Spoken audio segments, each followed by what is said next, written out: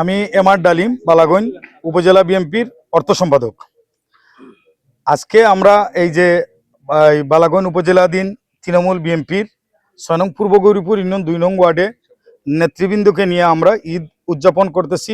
সর্বত্তরের বালাগঞ্জ তৃণমূল বিএনপির আমার পক্ষ থেকে ঈদ মুবারক এবং ঈদের শুভেচ্ছা জানাচ্ছি। আর আপনারা জানেন এই যে দীর্ঘ ১৭ বছর এই আপনার ফ্যাসিস্ট শেখ হাসিনা সরকারের আমলে আসলে ৩২ থেকে ৩৪টা ঈদ চলে গেছে। আসলে এই যে এই রমজান মাসে ৩ জন মানুষও একসাথে হতে পারে নাই।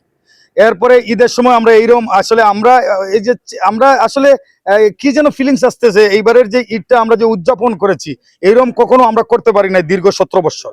যাই হোক, আমরা এই যে এই ৫ অগাস্ট আমাদের দীর্ঘ ১৭ বছর আমাদের নেতা জনাব তারেক রহমানের নেতৃত্বে এই যে ফ্যাসিস্টকে বৈষম্য বিরোধী আন্দোলন আমরা সহ মিলিয়ে বাংলাদেশের সাধারণ মানুষ সহ মিলে একে থারিয়ে আলহামদুলিল্লাহ এবারের ঈদ আমাদের সুন্দর ঈদ হয়েছে।